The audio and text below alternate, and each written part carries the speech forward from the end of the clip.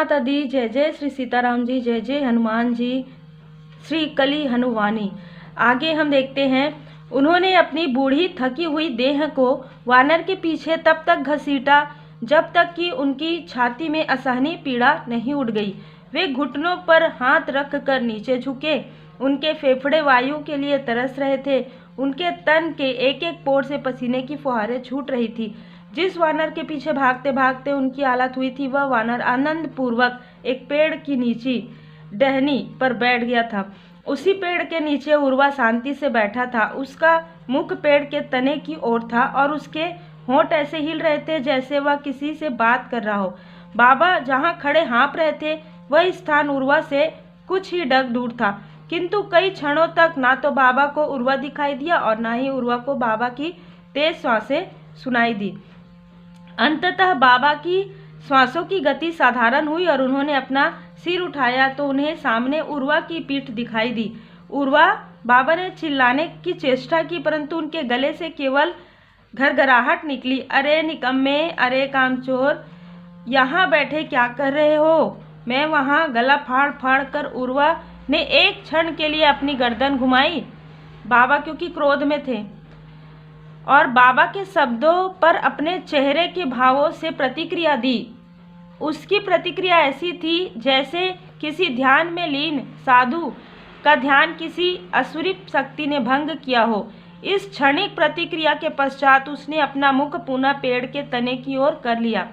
बाबा का मस्तिष्क पुनः क्रोध से फट पड़ा। उर्वा तो बेचारा किसी दिव्य क्रिया में लीन था, परंतु बाबा के मस्तिष्क ने उसके इस व्यवहार को अवज्ञा मान लिया था। उनके क्रोध का कारण बनी थी उर्वा की वह काल्पनिक बुरी छवि जो उनके मस्तिष्क ने बनाई थी, परंतु उनके क्रोध का लक्ष्य बना वास्तविक उर्वा। उर्वा को पाठ पढ़ाने के विचार से वे बड़ी फुर्ती से आगे की ओर बढ़े, परंतु उनकी छाती में भयानक पीड़ा ने ऐसे छुरे घोंपे कि वे अपंग हो गए। अपने दोनों हाथों से छाती का बायां भाग पकड़ते हुए उन्होंने पीड़ा भरी चीख निकाली तो उनके गले में ही फंस गई। वे पहले थोड़ा झुके, तत्पश्चात उनके घुटने भूमि पर टिक गए और तत्पश्चात वे सपाट धरती पर गिर पड़े। पीड़ा चली गई थी, परंतु उनकी चेतना को साथ लेकर। उर्वा ने अपनी गर्दन घुमाकर एक बार पुनः पीछे देखा। बाबा भूमि पर गिरे हुए थे, किंतु वह अपनी जगह पर बैठा रहा। उसने बाबा की अवस्था को देखकर कोई भी प्रतिक्रिया नहीं दी। उसे लग रहा था कि जो कुछ भी उसके पीछे हो रहा था वह मात्र एक भ्रम था। उसके लिए केवल एक ही आकृति वास्तविक थी और वह उसके ठीक सामने उपस्थित थी। वह आकृति थी चिरंजीवी श्री हनुमान जी की, जो पेड़ के तने के साथ लगकर विश्राम अवस्था में खड़े थे। जय जय श्री सीताराम जी। दोस्तों, गुरुदेव जी, इष्ट देव जी का जब हमें साक्षात दर्शन होता है तो हम सारी चीज़ें भूल जाते हैं और सारी चीज़ें भ्रम हमें नजर आने लगती है, जो कि सत्य भी है। और तत्पश्चात वे बंदर का पीछा करते हुए यहाँ पहुँच गए। आपको देखा, मुझे नहीं। उन्होंने सोचा कि आप पेड़ से बात कर रहे हो। हनुमान जी बाबा मातंग के विचित्र व्यवहार के पीछे की कहानी उर्वा को सुनाते हुए बोले। परंतु क्यों देव, वे आपको क्यों नहीं देख पा रहे? उर्वा ने पूछा। इस धरती की करोड़ों अन्य आत्माएं मुझे क्यों नहीं देख पा रही है? बस वही कारण है कि बाबा भी मुझे नहीं देख पा रहे। बुरे कर्म, मेरे और उनके बीच बुरे कर्मों का एक गहरा गड्ढा बन गया है। बाबा पिछले 1 घंटे में अज्ञान और भ्रम की कई परतों के नीचे दब गए हैं। यदि मैं उदाहरण अथवा रूपक का प्रयोग करके कहूँ, बाबा जल कन्याओं के जाल में फंस गए हैं। श्री हनुमान जी ने उत्तर दिया। उर्वा ने कहा, हे देव, यदि बाबा के बुरे कर्मों के नीचे दबने का कारण वह घिन्न है जो उन्हें कुत्ते के सिर में पड़े कीड़ों को देखकर आई, अथवा वह भय है जो उनको अपने प्रियजनों के संकट में होने के कारण हुआ, अथवा वह क्रोध है जो उन्हें विश्वासघाती वानर पर आया, तो मुझे भी बुरे कर्मों के गहरे गड्ढे में होना चाहिए। मुझे भी आप दिखाई नहीं देना चाहिए, क्योंकि मैं भी अतीत में कई बार छिन्न, भय तथा क्रोध जैसी भावनाओं से ग्रस्त हुआ हूँ। जय श्री राम। दोस्तों, श्री हनुमान जी बोले, हाँ, आप और अन्य कई मातंग भी अतीत में कई बार बुरे कर्मों के गहरे गड्ढे में गिरे हैं। कई बार उन्हें जल कन्याओं ने फंसाया है, परंतु आप और आपके समाज के जन तुरंत ही जल कन्याओं के चंगुल से छुड़ा भी लिए गए हो। कैसे देव? हमें किसने छुड़ाया? आप तो पिछले 41 वर्ष हमसे दूर रहे हैं, तो बार बार जल कन्याओं के चंगुल में फंस रहे मातंगों को किसने छुड़ाया? उर्वा ने पूछा। बाबा ने उनको बचाया। श्री हनुमान जी ने सहजता से उत्तर दिया, हाँ, बाबा ही जल कन्याओं से मातंग समाज की रक्षा कर रहे थे और मेरे यहाँ से जाने के बाद अगले 40 वर्ष तक मातंग मुखिया के रूप में यह आपका दायित्व होगा कि आप अपने समाज के जनों को जल कन्याओं के जाल से बचाओ और छुड़ाओ। हे देव, मैं इतने बड़े दायित्व के लिए तैयार नहीं हूँ। यदि मैं स्वयं फंस गया तो मुझे कौन बचाएगा? उर्वा ने पूछा। आप नहीं फंसोगे, आप भूल से भी नहीं फंस सकते। उन बुरे सपनों का अनुभव जो बचपन से आपकी नींद नष्ट कर रहे हैं और मेरा ज्ञान जो मैं आपको प्रदान करने जा रहा हूँ, दोनों मिलकर जल कन्या को तुरंत पहचानने में आपकी सहायता करेंगे। श्री हनुमान जी बोले, परंतु बाबा तो आज स्वयं फंस गए देव। उर्वा बोला और गर्दन घुमाकर पीछे भूमि पर पड़े बाबा के अचेत तन पर एक दृष्टि डाली। जल कन्या के विरुद्ध लड़ाई में पिछले 41 वर्ष में बाबा के डग बिल्कुल भी नहीं लड़खड़ाए।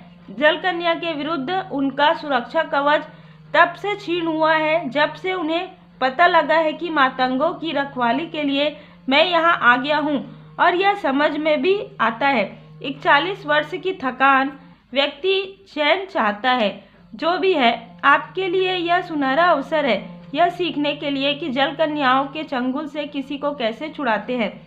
बताओ, यदि मैं यहाँ पर उपस्थित नहीं होता तो आप बाबा को ठीक करने के लिए क्या करते?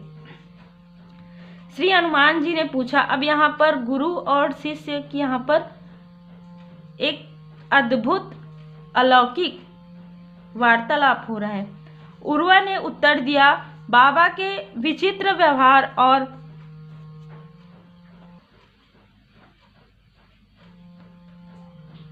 बसंत और धनुष के दुर्घटना के समाचार से मेरे मन में भय पैदा होता।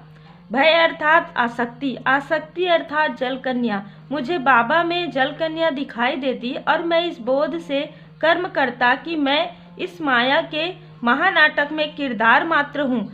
इस आत्म जागृति के साथ मैं बाबा को उस स्थान पर ले गया होता जहाँ पर श्री चिरंजीवी श्री हनुमान जी उसे बीच में टोकते हुए बोले, इस तरह आप अपनी आत्मा को तो संक्रमण से बचा लेते, किंतु बाबा की आत्मा का क्या, जो पहले से ही संक्रमित है, उसको आप पूर्ववत कैसे करते? यदि आप उनके साथ उस स्थान पर जाते जहाँ पर सर्प दंश से पीड़ित वे 2 कुटुंबजन पड़े हैं और उनको ठीक कर भी देते, तो भी उस दुर्घटना की स्मृति जो कि त्यों जीवित रहती। जल कन्या का प्रभाव स्मृति के रूप में जीवित रहता, और आप अच्छी तरह से जानते हैं कि मस्तिष्क में उपस्थित स्मृति भविष्य के निर्णय को प्रभावित करती है। अर्थात पिछले 1 घंटे की स्मृतियां मातंगों के आने वाले कई वर्षों को प्रभावित कर सकती है। बाबा और आपके पूरे समाज को जल कन्या के प्रभाव से मुक्त करने के लिए आपको वह सब कुछ इस तरह पूर्ववत करना है कि उसकी स्मृति तक ना बचे। परंतु कैसे देव? उर्वा ने पूछा। श्री हनुमान जी का उत्तर एक चमत्कार के रूप में आया।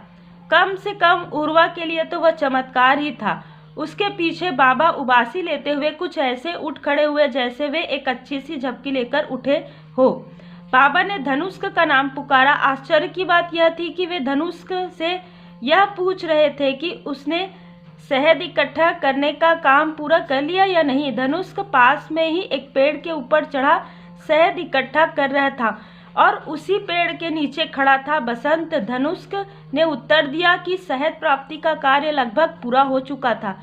हाँ, मातंग समाज के 2 जन जो कुछ देर पहले सर्पदंश से पीड़ित होकर लगभग मृत हो चुके थे, अब न केवल पूर्णतः स्वस्थ थे, अपितु उनके मस्तिष्क में उस दुर्घटना की स्मृति तक नहीं थी, परंतु किसी कारण से उर्वा की स्मृतियां जो कि त्यों रही। यदि उर्वा के मस्तिष्क में स्मृति नहीं होती तो उसे वह चमत्कार लगता ही नहीं, क्योंकि दुर्घटना ही नहीं हुई तो चमत्कार कैसा? कैसे देव?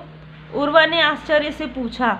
आने वाले कुछ दिनों तक मैं यहाँ पर आप सब मातंगों के साथ रहूँगा। उस दौरान मैं आपको सिखाऊंगा कि यह चमत्कार कैसे किया जाता है, श्री हनुमान जी ने उत्तर दिया। इस बीच बाबा ने श्री हनुमान जी को देख लिया था। उनके वहां आने से उर्वा और श्री हनुमान जी के बीच चल रहा संवाद रुक गया और उसके पश्चात बसंत और धनुष भी वहां आ गए। जय श्री सीताराम जी। दोस्तों, तो यहाँ पर एक ऐसी चीज़ें यहाँ पर निकल कर आई है कि जब गुरु और शिष्य के बीच में वार्तालाप होता है, जब स्पिरिचुअलिटी में आप आगे बढ़ते हैं और श्री हनुमान जी की शरण में रहते हैं, आप उनको गुरु के रूप में स्वीकार करते हैं, वो आपको सबसे पहले शिष्य के रूप में स्वीकार करते हैं और आपको ड्रीम आता है, आपको सपने आते हैं और कभी कभी आपके साथ रियल में ऐसी चीज़ें होती है जो लोगों को दिखाई नहीं देती है। लोगों को ये भ्रम लगता है, लेकिन आपके लिए सत्य होता है। ये आध्यात्मिक यात्रा में आपकी उन्नति का संकेत होता है। तो ऐसे ही श्री हनुमान जी के शरण में रहिए। जय जय श्री सीताराम जी, जय जय हनुमान जी, जय माता दी।